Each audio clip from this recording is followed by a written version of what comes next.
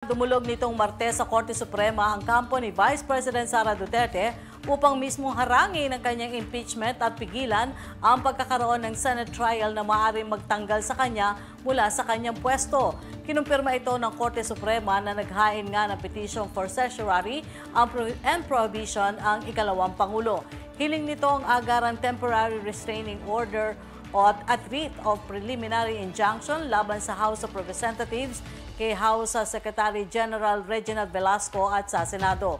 Ayon sa isa sa mga abogado ni VP Sara na si Attorney Israelito Terion, masyado umano kasing mabilis ang pag-turnover ng impeachment complaint sa Senado na wala umanong oras sa mga pumirma nito na aralin ang complaint.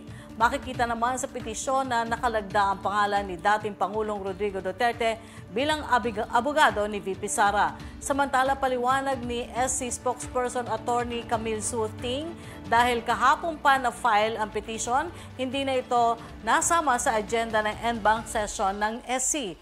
Reaksyon naman dito ni Senate President Chis Escudero, mabuti na lamang daw at nataong nag-recess ang Senado para magkaroon ng sapat na oras sa mga gustong maglakad ng petisyon tungkol sa impeachment sa SC at wala nang makaabala pagdating ng mismong trial.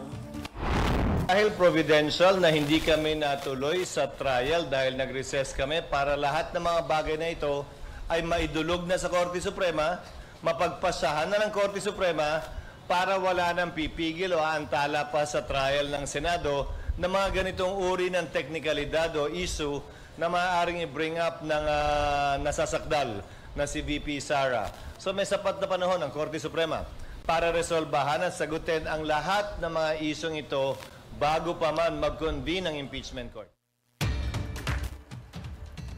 Ayon naman sa isa sa mga miyembro ng House Prosecutor Team at ako Bicol Party List Representative Jill Bongalon, tila nasa panic mode na ang kampo ni Vice President dahil sa panibagong tangka na pigilan ang trial na impeachment case na isinampa laban sa kanya.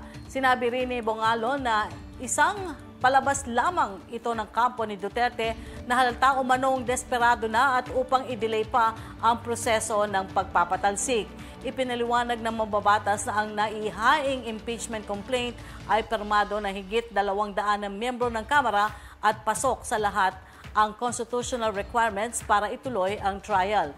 Dagdag pa niya ang impeachment ay isang political process at hindi judicial.